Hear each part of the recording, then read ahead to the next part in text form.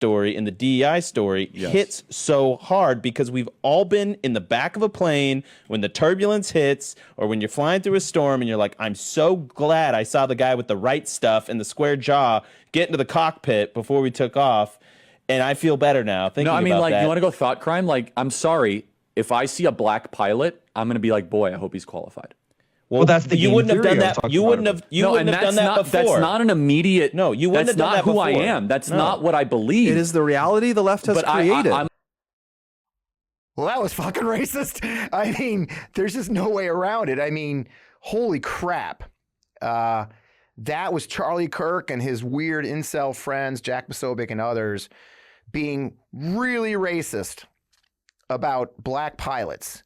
And this is who they are. I love that our former guest, Michael Harriot, had this to say on Twitter. We'll put that screenshot up for you right now. 99.999% of planes land safely. He's fine. But if Charlie wasn't a racist dirtbag formed from the volcanic ash of white mediocrity, he'd know that whites make up 94% of all airline pilots, but are responsible for 98.2% of human air aviation accidents. I will not be taking questions. You got to love Michael Harriot. If you haven't seen that show, go back and see it. You know, as I reeled from that clip, I caught this on Tuesday night after the New Hampshire primary, and it's a lot cringe considering Charlie Kirk is a voice of the Republican Party that you can find a million pictures of him and Donald Trump palling around. And then you go to the victory party after Trump wins the New Hampshire primary. Check this out. Which is hard. I mean, did you ever think that she actually appointed you, Tim? And think of it, appointed, and you're the senator of his state, and she endorsed me. You must really hate her. No, it's a shame. It's a shame. Uh-oh. I just love you. No, that's good. That's why he's a great politician. That's why he's a great politician. So this is a great evening. Oh, boy, that was uncomfortable to watch. The guy that Tim, he just loves Trump. He actually turned the governor that appointed him for this opportunity to stand behind Donald Trump and smile and get on a microphone and tell him he loves him. You know, last week we watched Trump wish for an economic crash this year. And then this week in New Hampshire came this newest classic from the guy that Tim just loves. Check this out. They're coming into our country, and a lot of terrorists are coming in. This is really bad. I heard somebody yesterday say 100% happened to be Sean Hannity. Did you ever hear of Sean Hannity? He said 100% certain that there'll be some horrible acts, terror acts. And that's the answer. It's 100%. It's 100%. The people coming into our country, it's 100% certain. And we have to have fair elections. Thank you for that. The northern border is a huge deal here. We talk all the time about equal pass. Yeah. 100% chance of a terrorist strike this year, according to Sean Hannity. That's who Trump is getting his national security statistics from, Sean Hannity. And as I saw that, well, I just had to have the perfect cast to talk about that. I mean, you can't have anybody better to talk about Fox News than an expert in Fox News. So, whew, you guys, it's going to be a hell of a show. So let's get on with it.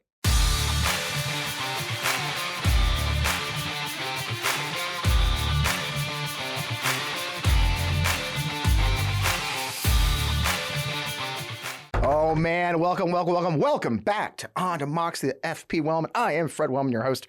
I still was 5 minutes ago before music, but here we are now. Man, woo, what another fascinating week. By the way, fascinating week again. Fun fact, if you remember how I started the show last week, I was saying how much I love all you viewers and supporters because we broke like 500,000 views, and that was an incredible number. It's our most ever.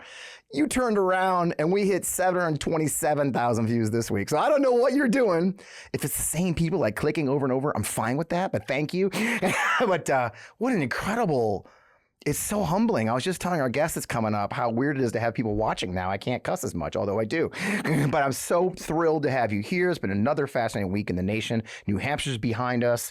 Trump swore he was going to get 95% of the vote. He didn't, but, you know, it's a victory. Ron DeSantis, of course, dropped out this week after one of the most incompetent political campaigns in American presidential history. Of course, he seems unaware of that. And Biden is Biden won the New Hampshire primary without even being on the ballot, technically. So it's been an interesting week. But with Trump as all but the official nominee once again, as I mentioned before the music, I thought I'd bring in the perfect time to kind of turn our attention to the media arm of the Republican Party, Fox News. And you can see it already how they're lining up their support where there was some wavering for a while there. So luckily I found a St. Louis connection. We've got Julia Chesky joining us, who is from St. Louis. You can believe that or not. Welcome to the show, Juliet. Oh, thanks for I haven't lived there for a long time, but I was born and raised in St. Louis, Missouri. I love it. Yeah. I love it. Midwest girl in New York. Juliet, of course, is a journalist, producer, the Decoding Fox News newsletter and podcast, graduate of the Craig J. Newmark School of Journalism, as she's wearing her t-shirt, at the Central University of New York, a place I love. Been studying the right-wing media environment for many years, which we're going to talk about in a little while. But I kind of want to go, we started the show before we came in there. We had that clip of Donald Trump basically crediting Sean Hannity for saying there's going to be a 100% chance of a terrorist attack in the next year. Of course, this is after he thought the economy would collapse and everything else. It's just interesting to me that, he's citing Sean Hannity as a source for these kind of things. I mean, should Hannity be listed as a presidential advisor at this point? I mean, you've talked about before this weird relation between Hannity and Trump. I mean, I couldn't think of a better example to bring the show in than that. Tell me more about that. Well, from what I've read and from what I've seen, it's a very unhealthy relationship. Sean Hannity acts as if he's some type of advisor to the former president. And of course, he's not, and nobody voted for him. And Hannity also has, apparently, there was some friction there as well, because it's a lot of pressure to have somebody like Donald J. Trump call you up all the time and pester you and annoy you. But Hannity can't help. He just loves the amount of tension he gets from it, and he loves the sense of power. Yeah. I'm assuming. I can't read his mind, but that's what I'm basing it on. So it's very unhealthy. And during January 6th, of course, as we know, it was revealed in the January 6th committee hearings that Hannity was trying to contact Trump, telling him to, call off the rioters. So Hannity was like, what are you doing? What are you doing? As well as Ingram and some other Fox News hosts. But Hannity was there. I mean, they cited his text messages and emails like in the evidence for the January 6th committee. I mean, because that's how nuts this is. That's how it's not media. It's an arm of the Trump campaign. And it's going to be even more so, right? He's locked up he's locked up the nomination now, so they're all going to line up, right? And are you seeing that already in the last, because there was some wavering. I think I've seen you speak before that, they did dance with I think Laura Ingraham had DeSantis on a few times, and they kind of did the dance. But what are you seeing as far as that path at this point? I think they're completely all in. Okay. They were definitely wavering. There's definitely been a lot of back and forth with Trump, Steve Ducey especially. Yeah, you'd be surprised by him. He's been very much like, I don't know. I always say Steve Ducey goes rogue. I have a category in my podcast about that because he does it so often, where he just goes, I think he's kind of crazy, and then his co-hosts are like, Yeah, you can see the look on their face. Yeah, Brian Kilmeade's like ready to stab him, and Kilmeade's just like do. Mm-hmm. But because Ducey's made a number of statements like that. But yeah, I mean. Ingram used to have DeSantis on quite a bit, and she'd just rave about, oh, you're so wonderful, you're so amazing. And they were trying, because I think they kind of knew there's a lot of problems with Trump, but now they're 100% all in. It's just straight up worshiping and just, he's amazing. And they say he can't win the general, but he can. We know he can. And I'm just like, Yeah. And Kayleigh McEnany got herself in trouble last night. It seemed like she was a little bit honest on the panel. She said that, hey, these numbers aren't actually that great. She was pretty honest about that. And she got swacked for it, didn't she?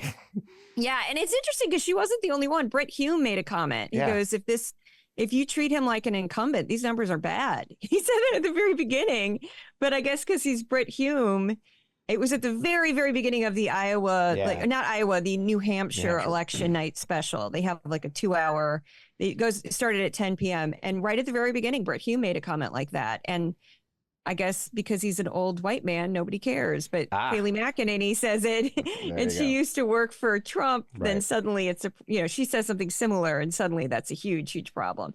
I think also because she used to work for Trump, there's like a weird bitterness with her too, and because she's a woman and a younger woman. Yeah. But Brett Hume said it. He said it straight out. I was shocked. I was like, wow, because Brett Hume he's made a number of statements. Like he doesn't really have a filter anymore. He's in that stage of his life. You know, quickly. That's true. You're not wrong. I'll be there. Some would argue. Some would argue I already am, Julianne. You know what I'm saying? But Hume just Present doesn't company care. accepted. He just says stuff, and I'm like, what the? 'Cause he made a couple quips during Iowa too that were like, ouch, and like because he's just like this old man, nobody cares. I'm like, okay. Yeah, but Trump's not threatened by old men. Trump is threatened by women. Not. You know, I mean, no, he can't. Yeah, he would say. I mean, he said to a number of women, like, you only have your job because of what you look like, and he's made comments like that before.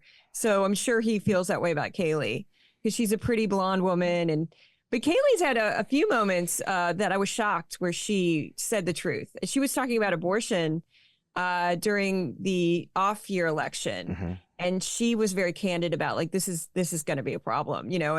And her co-hosts were like, well, we could just bend the rules and say that 15 weeks is okay. And she's like a true believer, in terms of anti-choice. So she was like, oh no, we need to care about women and stuff. And it was like kind of shocking. Yeah. There was another time Kayleigh McEnany was shockingly honest, was the cocaine, when they found cocaine in the White House. She was one of them that kept saying, there's no way the press could have done it. There's no way there's no cameras over there. And I saved that clip and I kept playing it over and over again as other Fox hosts who hadn't worked at the White House, who didn't know the White House, kept making all these grand claims about what ended up being this tiny, it was like that ridiculous thing, of cocaine that they were like, oh my God. And Kayleigh McEnany was like, yeah, they would have found it immediately. It was in a part where there's no cameras. And Kayleigh McEnany spoke the truth. And I was shocked. I was like, wow. Some integrity. Yeah, she tries to play journalist and all, but she gets swept. I mean, this morning, though, she was right back. I mean, that they had a guest on. I didn't catch his name because they're all just generic to me. I'm not going to lie to you. But he was saying how Trump is old, too, that Trump is aging. Trump is showing the signs. And she rolled in hot to defend him. I mean, she must have gotten the message, right? It was kind of funny because I saw people on my Twitter feed going, oh, does she know he beat her last night? I was like, yeah, she does know. That's why she's trying to. She knows. She's trying to get back in the good graces. He's come at her before, too. Yeah. He's made nasty comments about her before. Yeah. He doesn't, he's like really, it's ironic because he's really big on loyalty, but he's not loyal to anybody himself. He'll throw anybody under the bus, as we've seen. Yeah, and he will. That's the irony with that man. Well, and it's always, of course, he always hires the best people, but he attacks those same people because they're terrible, they're all incompetent idiots when he decides they're no longer useful to him. That's it. I want to circle back to that first clip I ran, which really wasn't Fox News, but it does go to the whole thematic, and that was Charlie Clerk's conversation on his show of the DEI, that whole idea that a black pilot. So that's definitely become we're seeing that as a thematic, and there's a larger issue for me that it seems like they had these. I call them hate topic waves at Fox, in my opinion. And you study it, so that's why I ask. They had these hate, and they had a whole wave of LGBTQ, transgender hate. And then Christopher Rufo changed his mind. He's on DEI now, and they're on that bandwagon of racism. And you've been watching for a couple of years now. Is there a narrative? Are they following these narrative arcs? Are they riding the wave, surfing the wave, or creating the wave? I mean, I guess I think it's a little of everything. Okay. I think they pick up on what's on far right media, like the fringe right media, like the Breitbart, the kind of crazy like Reddit type channels. They'll find people just complaining about stuff. Yeah, kind of the extremes. They go there, and then that also influences them. And then Fox itself influences that like sphere of media. It's this kind of loop. Yeah. And it was CRT, which is, critical race theory, which is nonsense. They acted like kindergartners were learning critical race theory when it's really a collegiate, it's like an academic situation that you would learn in like, your sophomore year of undergrad. Right. But they were acting like it was something that they were forcing down 6-year-olds' brains when it wasn't. Yep. So CRT kind of got old and they got bored with it because I think it was really no way to prove it. Like, what are you talking about? And then DEI, which is diversity, equity, and inclusion, sort of became the new thing. They tried to make ESG a thing. Yep. I remember when that happened. That was like last year. Yep. And that's about investing. Right. And it's like environment, governments, and can't remember the exact sustainability. Yeah. Sustainability and governance. And it was sort of like, are these, companies doing right by humanity, sort of? And I think that just completely bored their audience. So they dropped that very quickly. I remember when they tried to push it, like even the hosts were like, what is this? ESG? ESG is bad. You're like talking to these. It's too esoteric. These people don't invest I in ain't stocks. putting my money in them ESGs. Yeah. So DEI became the thing. And I'd seen this building because for months, they kept saying, well, with these diversity hires one of these days, they're going to hire a pilot. He's not going to know how to fly. And I'm like, do you have any idea where they get pilots from? Like, they don't just go, hey, you. Yeah. Like, and so that was, and they tried to say that the Alaska Airlines accident, which actually was not a pilot error at all. It had to do with the actual building. Somebody had made a mistake either in the design or in the manufacturing of a plane. Yep. And it was Boeing, which Boeing has a terrible track record. I think they're on 12 years with 12 problems, something like that. Yeah. So they have a problem almost every year with something. So Boeing, bad track record, and it was a mechanical problem. And they immediately jumped to, this must be DEI.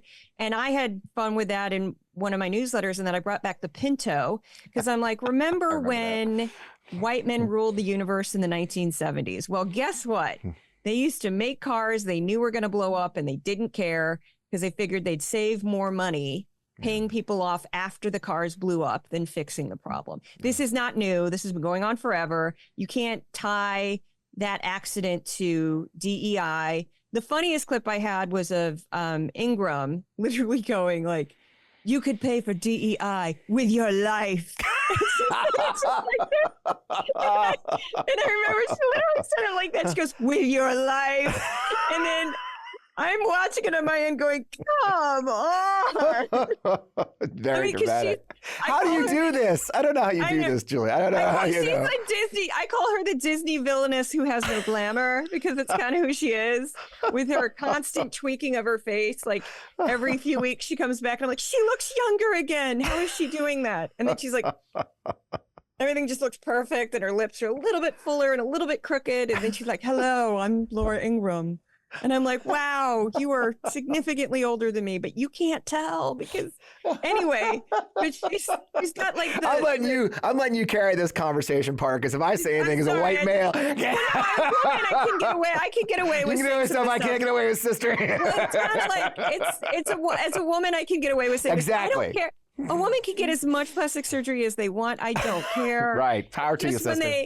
It's just when, like last week, this one was very, very funny. They were talking about Madonna for somebody suing Madonna over a concert. Yes, because she was late. And yeah, she was late. It happens. And everybody at the table on the five was like, oh, she's old and she's had too much plastic surgery, which I'm like, that has nothing to do with the lawsuit. And then it came to Judge Janine of all people. And she said, she should age gracefully. And I'm like, you're 72 years old. You look like you're 50. Come on. You've had I don't care. Have more plastic surgery. I don't care. Don't criticize somebody else for doing it. Like I haven't done anything because I couldn't afford it. But I don't have a budget. No, I don't know if I would anyway. But it just I don't care. I don't care. It's just Judge Janine Pirro with a head of dark brown hair. And, no lines and the skin that's like completely taut. Criticizing another woman for having plastic surgery was a bit much. I was like, lady. Well, this brings me to my next question, which is the one, how the hell do you do this? I mean, how on earth did you find yourself watching Fox News for a living? I know there's a story there. It is a weird job. I started off years ago. Before I was a journalist, I was just sort of... I had like 3 different jobs, but I had I was like a weird artist in New York, and I sort of stumbled on the Proud Boys before anybody knew who they were, besides the fringe, the kind of the press that was dedicated to extremism. Yeah. So there's people like HuffPo and Salon and the Southern Poverty Law Center who knew who the Proud Boys were, but that was about it. Yeah. And nobody was taking it seriously. And I started capturing their episodes because it was like, this group is dangerous and they need to be stopped. And I ended up watching all 407 episodes. I have them on a hard drive. I've gone through all of them, cut them up.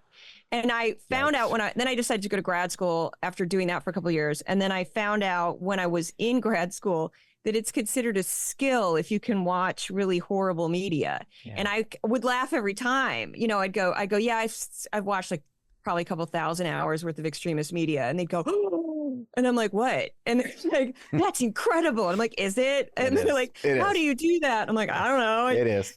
So you build up a tolerance. And with Fox, which isn't nearly as bad as the Proud Boys craziness, because I was watching the Gavin McInnes show, which is, he's the founder of the Proud Boys. Yeah. He's the one that put the group together. So I'm watching him say the N-word every other word and just horrible, horrible things coming out of his mouth. And that was so much worse than Fox. Fox is like frustrating, but it's actually quite easier. And I think the key is to develop a sense of humor about them. Like I make fun of them like crazy. And so it helps me. I just have a dark sense of humor. And I grew up I went to Eureka High School. That's where my kids go to school. It was very different when I went there. It was very different. Now it's kind of posh because the suburbs have kind of gotten to the point that they've gotten so far west in St. Louis that now it's like a little bit nicer. When I went there, it was very not posh. And I was just surrounded by Republicans my whole life. So I was just sort of used to being I graduated many years ago, but I in my classes, I had there was maybe 3 other liberals, and my parents were union members. So I didn't really have a choice. I was going to be a Democrat whether I wanted to or not, but I'm kidding. But my parents were hardcore union members. So it was always that's when we were in Auto Town. Yeah. Well, my dad he's actually an auto mechanic, but he worked for the gas company. I know it. My mom was a teacher. So that's why they were both union, and they were very, very proud union. And, it was just funny because I'd be in classes and there'd be 3 of us surrounded by a bunch of people Reagan's awesome. How dare you, you loser? And that kind of thing. And I'm like, yay. So that was my existence. I was in Kirkwood then, so I feel you. Yeah. So you just get used to it. You just sort of get used to the whole I was going to the military, so what did I know?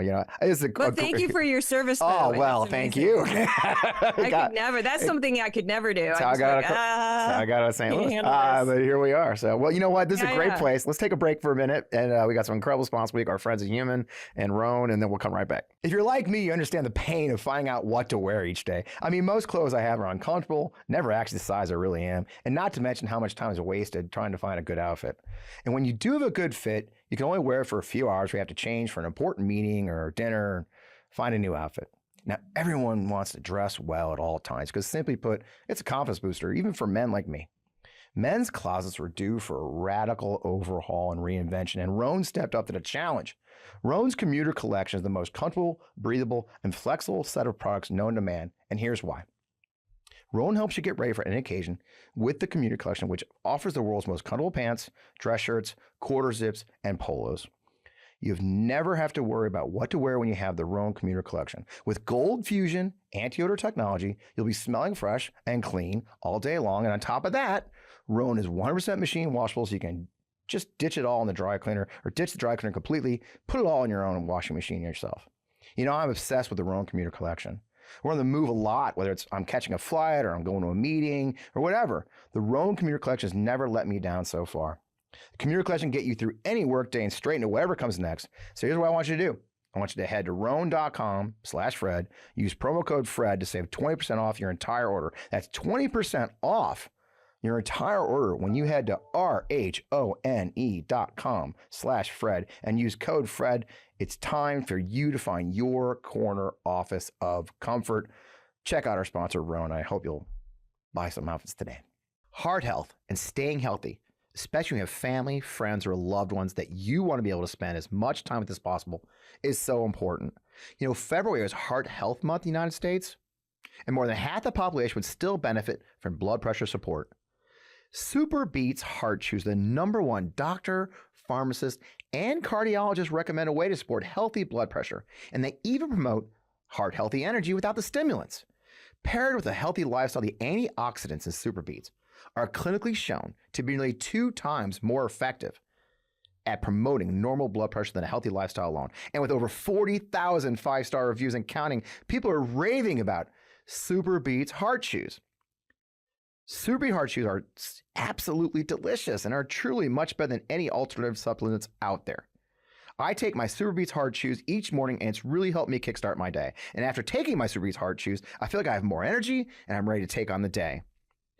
Super Beats Heart Chews support healthy circulation. So you not only get blood pressure support, you also get productive, heart healthy energy without the crash. So support your heart health with Super Beats Heart Chews. Get a free monthly supply of Super Beats Heart Chews on all bundles and a free full-size bag of turmeric chews valued at $25 with your order by going to our spot, demoxybeats.com. Get this exclusive offer only at demoxybeats.com. That's demoxybeats.com. Check it out. I swear by them. You know, something I bang on a lot, Juliet, is I call it the performative politics pipeline. And the performative politics pipeline is a member of Congress says something stupidly outrageous or shitty on during a hearing, and then they're guaranteed a slot several hours later in Hannity or Ingram. I mean, do you see that pipeline? Am I making that up, or is that like a real thing? That's totally what. Well, again, that one it goes both ways. Okay. Somebody will say something outrageous on Fox. Yep. And then within 24 hours, 48 hours, a congressperson or a senator is saying the exact same thing, sometimes verbatim, on Twitter or X, whatever I still call it Twitter. Yeah, me too. So you see that. And then you also see people who seem to, their entire career is just getting slots on Fox. Yeah. That's like they live to just be on Fox News. There's some people I wonder, James Comer, I wonder how he gets anything else done, because he was the most frequent guest of the shows that I watched last year. It was just James Comer, like constantly. Although he did get mad at Steve Ducey again. Yeah, Steve Ducey he's mad now. He's going to OAN now. He's rebelling. He won't go on Fox and Friends anymore. But like he's on there a lot. One that Matt Gaetz is probably the best example of somebody who says, well, and even then, okay, so Matt Gaetz, they during the midterms they got mad at the Matt Gaetz, the Bo Burt types, and they would complain about them, but then they would put them on air. They'd be like, well, we can't have these people who are so extreme in our party, and that's bad, but we're going to talk to Lauren Boebert for 9 minutes. Like, what are you doing? You know, and I keep track of how long everybody's on there. So Matt Gaetz was a great example when he helped kick McCarthy off the speakership. They were all freaking out, and then they kept having him on. And Matt Gaetz, while he was on camera, it's like, and you can send your money to mattgaetz.com. He didn't even care. There's no line. And I'm going, you're creating your own beast. You don't even care. Like, you can't complain about these extremists in your party, which you can't give it lip service and then give these people all this airtime. It's like, what? I don't even. So, well, it is. I ran a race against John Kennedy in Louisiana, and he was on every night. It's just just as a comedy. His whole thing is this. And if you know Kennedy from from his past, he doesn't talk like that. Kennedy, I know. The whole Kennedy thing is a persona. And he goes on there with those ridiculous, I can't even come up with anything because they're so ridiculous. I got he is crazy. Oh my God. He's crazy as a cowpoon alligator getting his tail bit. Like, what the fuck are you talking about? He basically writes down jokes, thinks about how he's going to say them. And then he's another one that's like, he will just, you give him a microphone and he's like, just knock people over to get to the microphone. Yeah. And then he's like, well, you see, even though I went to Oxford in England, and I'm a very intelligent person, I'm going to act like I don't barely know what I'm saying. And it's like, it's so ridiculous. He's a clown. He's just like, and they eat that shit up. They eat it up. Yeah, they eat it. And then I made fun of her for this when Tulsi Gabbard, it was a couple years ago when she finally got they actually gave her like a chair on the 5. Yeah. I totally made fun of her, and it was like dreams realized, because it was sort of like this thing we saw over time of her kind of going from the Democratic Party to like just full on Republican. Yeah. Although she's I guess undecided or independent right now, but she's like, they have her on the 5 and they'll put her in the liberal chair, and she'll just she'll actually be to the right of the other people on the panel. She's like, we need a wall. We need it now, or whatever. She'll just say things that are outrageous. And I'm like, what? We need to ban trans people. And I'm like, what? She'll just say, I'm paraphrasing. I don't know exactly what she said, but she trashes trans people on a regular basis. All the time. And they have her like as a liberal. And I'm like, sure. And she's a serving United States Army Lieutenant Colonel in the Army Reserve as we speak. Yes, she still is. This is true. It's shocking to me every time I watch her on that news network, and I'm shocked by the United States Army's failure to control or failure to act. Because normally they don't let you do that. You can't really. I mean, when you're active duty, you're not supposed to be talking about. Well, that's what she does. That's how she's clever. If she puts the uniform, she's careful, but she still does it. She's with a reservist. She's technically only when she's in the uniform, and that really is. Yeah, and it's. It's bad. We'll leave it at that. The last year, the chairs have moved around a little bit on that Titanic, which is not the Titanic, I guess. It's still barreling along. And one of the biggest ones, of course, is Tucker Carlson, who's moved over to X, right? Yeah, I'm not sure if you follow him anymore. It seems like, he was extreme before. I've heard you talk about that. But now, worst one. And now he's got such, his guest this week was Cat Turd. He flew him to the studio. This fat, chonky guy from Florida, whose fame is he's Cat Turd on Twitter, was a serious guest on Tucker Carlson. As you've watched it for a couple of years, is that arc shocking to you, or is it surprising at this point, or what's your take on the defenestration of Tucker Carlson? His chapter is not his not closed yet. Story is not finished yet because he's still technically, I believe it ends this month. I don't know the exact date, but he's still technically under contract with Fox. But basically what happened is that's why he went on Twitter, because that was the only thing he could do. He couldn't go on other platforms because they could sue him. So he was still technically under Fox News' thumb a little bit. And so he found a workaround by going on Twitter, because Twitter didn't have long videos when he signed his contract with Fox. Right. Twitter wasn't owned by Elon Musk. So when he signed his last contract with Fox. So when he got fired, he still had about a year left on his contract, or he'd walk away from $25 million, something like that. Yeah. So he figured out, I'll just go on Twitter, which was bizarre. And everybody was like, yeah, that's a bad idea, because he's going to watch a 4-hour, because he does these super long videos on Twitter. But I knew he was going to go. I called him. I predicted that he would be Alex Jones 2.0, which he has totally become. Yeah. But we'll see. Now, once he gets out 100% from the legalities, the legal obligations he had with Fox News, who knows? He might try to do something online. He might try to do something subscriber based, like Alex Jones or something.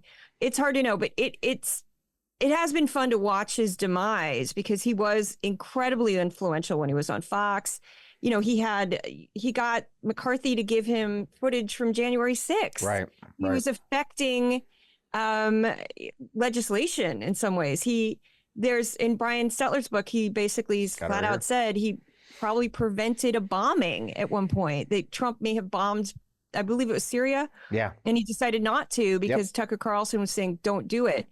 Or Iran, something like that. But it was just going, that's how influential he was at one point. And now he's interviewing Cat Turd. And I made fun of Cat Turd because Cat Turd is 7 million views, which everybody knows the views on fake, Twitter are we don't know what that means. And I laughed and said, dude, I got 6.6 million on a Fox clip, a clip. I got... it's not what you think it is. It's not that 7 million people sat there and watched your whole interview. That's not how Twitter works. But the numbers are all inflated, so we don't really know. But Tucker's lost his mind. And he's all bitter and angry too now. And he wants to, some of his recent tweets have been very alarming. Just, burn it all down. And I'm ugh. Because in my humble opinion, he's always been a white supremacist. And that's gotten worse. Now that he doesn't, and we heard them say that. You talked about the Proud Boys earlier. They've said that there was an arc, and I've had other guests talk about that. And I've been very fortunate to have some really interesting, people who study right wing politics, and they talk about how it goes from the Proud Boys to Alex Jones to OAN to Newsmax to Fox, and Tucker they looked for it to get to Tucker, right? And then when Tucker got it, there's victory. We've injected our ideas in the mainstream, and now he's not. Now the next person, of course, and Jesse Waters tried to take up the mantle. Is Jesse Waters? Has he? A lot of people were nervous they would just be 2.0, but I don't think Jesse really is Tucker 2.0, is he? He's not as influential. He's not. And he's stupid. He's dumb. He's dumb, right? That's it. He's bright. He's kind of the number one comment I get on him whenever I post anything about him is that he's dumb. People make fun of him, and he doesn't quite understand what he's talking about, and that's clear. Yeah. So he can't Tucker. I always said this, Tucker was good at what he did. And that's why he was scary, because he was very, very good at what he did. He knew how to manipulate his audience. Yeah. He knew how to heighten something. Tucker could do a 25-minute monologue, with no break and keep his audience and just straight through this big, long stream of consciousness. And when I would analyze him, it would be like 4 minutes, cut, 1 minute, cut, 2 minutes, cut. His monologues were perfectly timed for television. It was frightening. Like he would move to a topic and then it would be like not 1 minute and 1 second. It was 1 minute. I mean, that's Tucker, because this is a man who's done this his entire freaking career. Yeah. He's very good at this. And Jesse Waters is like a bad copy of him, where he's just like, I'm going to say something outrageous. And then I'm going to do the Waters cooler section at the end of my show where I just say, you know what? I like lamb. I like to eat lamb meat. Good. You should try. He does this thing at the end called like Waters cooler. And he literally has said stuff like, I like to eat lamb. And I'm like, and then he did a section where he said I have a collection. I have a collection, a file called Dumb, Jesse Waters Dumb, where he's like, I don't like to say self-checkout because, it's hard. I can't, that's a lot of work. I don't get that. And then he's openly admitted, like, I'm not very bright. I'm like, at least you know. At least you know. Yeah, self-awareness. At least that's it's half a hell of the a tool. key, dude. Well, that is super freaking creepy. I mean, you're the one who caught. So creepy. I realize you're the one that caught the intern story, the letting the air out of the interns, which is.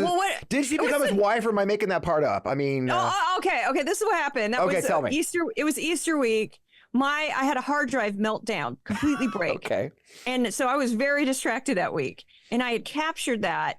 And weirdly, because it was Easter week, like none of the other accounts that capture Fox noticed that comment, which is, I still don't know how that happened. Staggering. And I posted it almost a week later because I was like very distracted. I thought, should I even post this? Kind of gossipy. I'm going to post it. Yeah. And then it blew up. It was the first thing I did that went viral. At the time, I had like 2,000 followers. It was like, yep.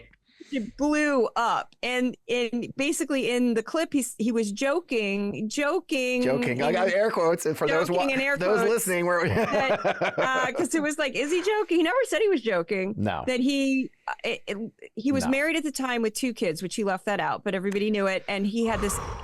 She was like a producer, which is a very low level position at Fox. And he claimed joked that he let the air out of her tires. So she'd be like, I need a ride home. And then he swooped in and drove her home. And then he said, works like a charm.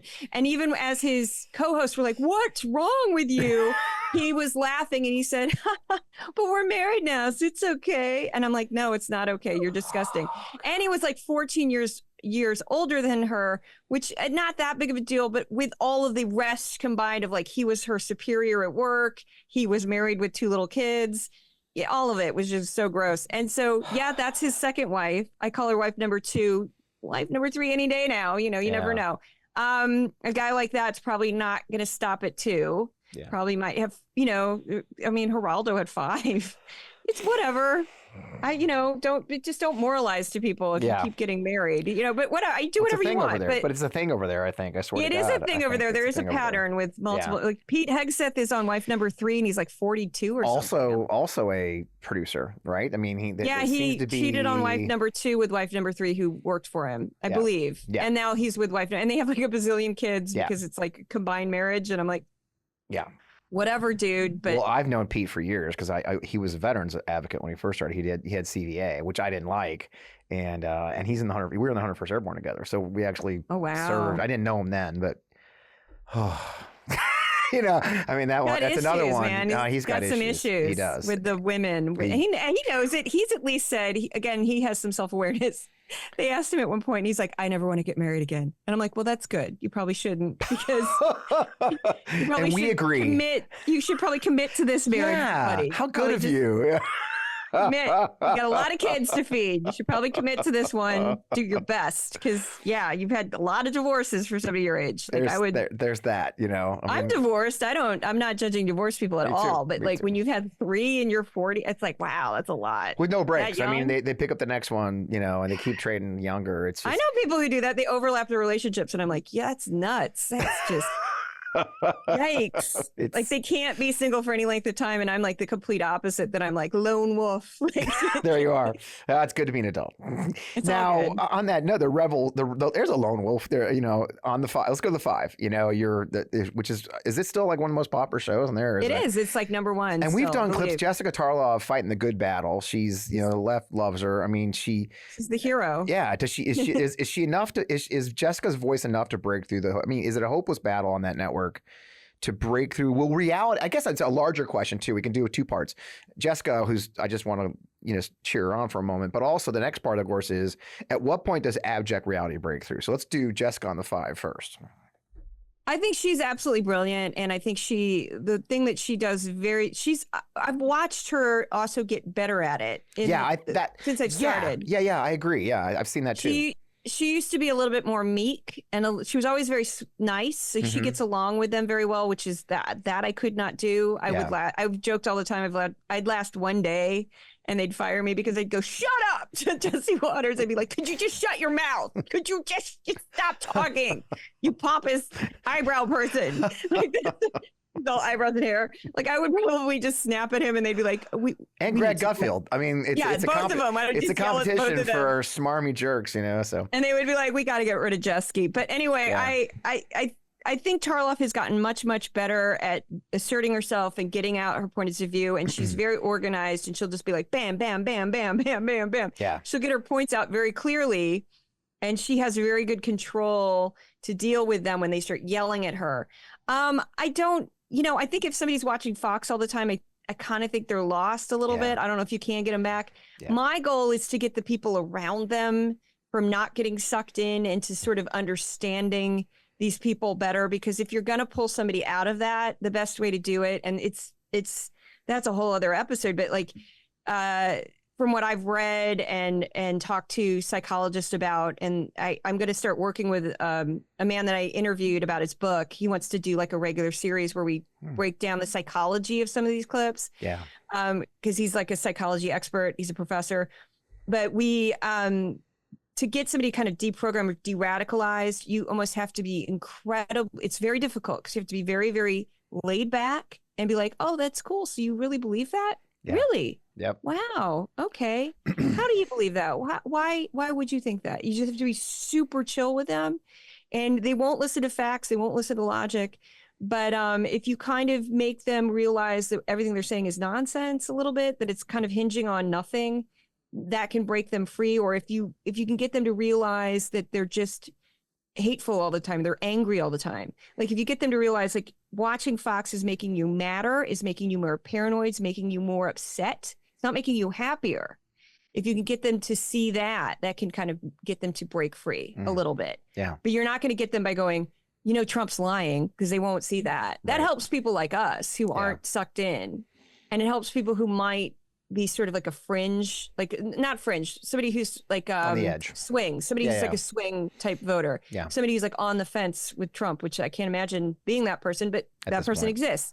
And that if you show like Trump's lying, you can help keep somebody like that from going full Trump. But if they're full Trump, it's much, much harder to get them out. And like Tarlov won't do that, but Tarlov is good in that she's the only person on that show who really offers a decent counter voice on the whole network that I've seen. Yeah. Juan Williams will have his moments, but he's usually not on the shows that I cover. Yeah. He's more on the legit. The hard news stores. Yeah.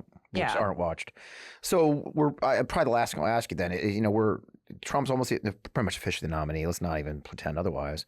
And all the usual suspects in the Republican Party are getting in line. And it looks like, as we said at the top of the conversation, that Fox News is. So what do you expect from Fox? You've braced yourself for a couple of years now. What are we going to see in these next few months and weeks as he locks it up? And it's even less reality, I suppose. It's going to go full campaign Trump 2024. They're not going to even... They're going to go full in. For the midterms, they were already doing that. They would show campaign ads. They would have people on and just praise them. Yeah. My favorite was Sean Hannity would do town halls, again in quotes, where it'd just be one person. And he'd just be like, "You're amazing. Let's talk about how amazing you are." And like Sean Hannity, the way he does his interviews too, is he sort of encapsulates the entire network in terms of Trump. Because when he interviews Trump, he'll be like, you had this policy, which was amazing. I can't really do his voice, but it'll be like, you have this policy, which was amazing, and it totally worked. And let me explain it to you. This is what you did, and this is how you did it. Talk about it. You know, it's just like, I went through one of his interviews of Trump once, and Hannity had questions that were 2 minutes long. Jesus. Of just like, the question was 2 minutes. Like, you're like, what? You know, like, he would just completely set him up and then like praise him, and it like totally completely help him throughout. He did the same thing when he had Newsom debate DeSantis. He was helping DeSantis throughout the whole thing. Just desperate, like throwing him bones like crazy. And you really mean this, don't you? Oh, there you go. Yeah. You know, and I'm like, what? And that's what unfortunately Fox is going to do, because there's nobody who can beat him, and they desperately want a Republican to win. And it's a very strange relationship, because, you know, the network paid out, $878.5 million in a defamation suit. They're facing another one with Smartmatic, which could be even worse. Yeah.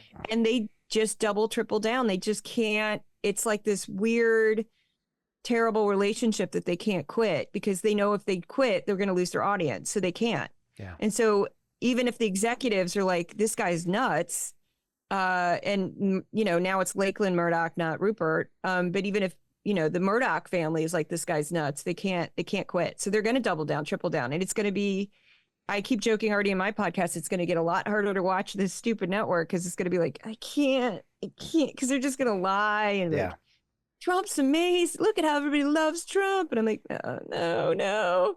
As he's being carted off to jail finally. So and as he has cognitive decline. His whole Nikki Haley and January 6th. He said Nikki Haley like 4 times. For a minute. It went on for a minute. No, it wasn't. It wasn't just one. He went on for a whole minute, you know. I know. And like he meant Nancy Pelosi, but like, and then they brushed that off. It's like, oh, that's no big deal. Yeah. But Biden did this, Biden did that. And I'm like, wow. Did you see Harrison Faulkner correcting Sununu the other day? Sununu said, well, he's almost 80. He's 77. He's like, okay. Even he was like, we can do math later, but 77 or 78 is almost 80. You know, it was just like, oh, and then he said something negative. She goes, oh, we don't say negative things. It's like coaching a guest to dare offend dear leader, because she was scared of the backlash if she allowed it to happen. I mean, you can see it. Yeah, it's so effing North Korean sometimes. It's scary. It is. And again, going back, we started the hour and I'll let you go. It is the Kayleigh McEnany arc, okay, where Kayleigh gently chided him or said something, got her ass handed to her via Truth Social, whatever. Next morning, he's virile and young and strong. How dare you say such a thing? It's there is a feedback loop that they are listening to, and again, I think it goes to. Do you think it's like? And I said I was going to be done, but I'm not. Sorry, Matt. Okay. I think a lot about Republicans, that we hear Republicans are afraid of their voters. They're afraid of the MAGA. I mean, do you think that's in a lot of ways what it is, isn't it? In many ways, Fox is afraid of their own audience in certain sense. Would you say? I think we saw evidence of that in the legal briefs that got released during the Dominion lawsuit. They flat out said they were scared of them. Like they were terrified that they were going to go to One American News Network or Newsmax or something online. You know, they were terrified they were going to lose their viewers, and they can't do that. They cannot. They need to make the money. They need to be number one in the ratings, no matter what. And if that means they're going to push a story they know isn't true, which that's what the Dominion legal briefs showed, and it also showed that, weirdly enough, Tucker Carlson didn't like Trump, which I kind of suspected that the whole time. I saw glimmers of that the whole time, that Tucker wasn't at least a huge fan of Trump, called him a demonic force and such. But you saw that Fox was just desperate to hold on to their market share and their audience. And they said, we got to make the audience happy, literally using phrases like that. So yeah, they're scared of them. It's very strange, because if you had, I just said this last week, if you had Ansley went on a monologue where she basically just praised, just glowing praise of Trump, and, the country's on the brink if we don't get Trump back, yada, yada, yada. And I thought, if somebody said that on the Today Show about Biden, they'd be fired. They'd be fired immediately. I mean, the right would lose their minds. And the right would lose their minds. They'd show it on a clip and they'd be like, look at this, look at this. But they do it all the time. They do it. Yeah. They do it all the time. They do it all the time. So it's just like, they have these rules, and it's like dealing with a narcissist. Fox News, you're never going to be right. They're always a victim. They're always, it's just like the gaslight constantly. Yeah. I mean, I was married to a narcissist, so I don't care. I'll say that. Maybe that's why I'm. There's a lot coming out on this show, folks. I'm very open about my divorce. I've written about it, so I don't care. We're good. Could tell you were a comedian today. Well, with that, Julie, I think I will let you go. So tell people where they can find you, and we'll put it up on screen for those who are viewing. Where do they find Decoding Fox? I'm on Decoding Fox News at Substacks, and I am crowdsourced. So my funding comes from subscribers and subscribers only. So that's one way you could help support the project.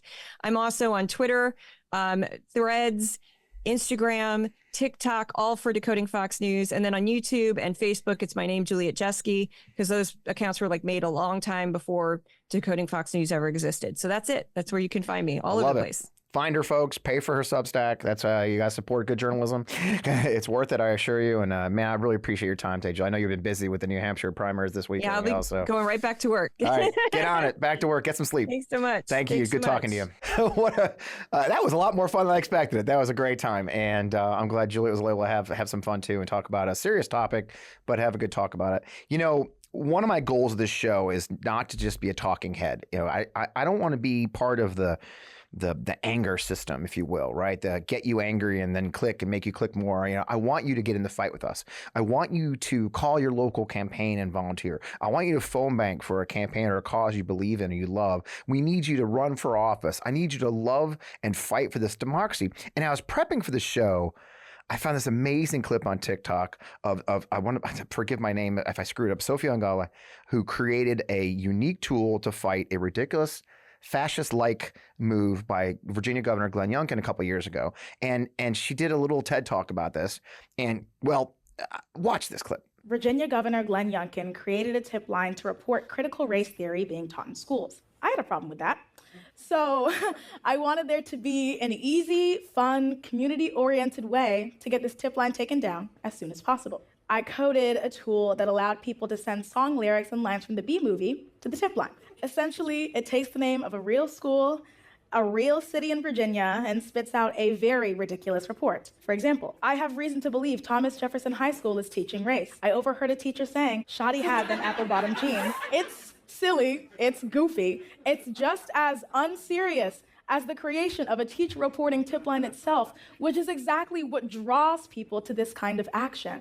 Democracy is just more fun and inviting when you take it into your own hands. After I finished the website, I sent it to my friends at Gen Z for Change. We all posted videos. Thousands of emails were sent from every state in the country and virtually every continent.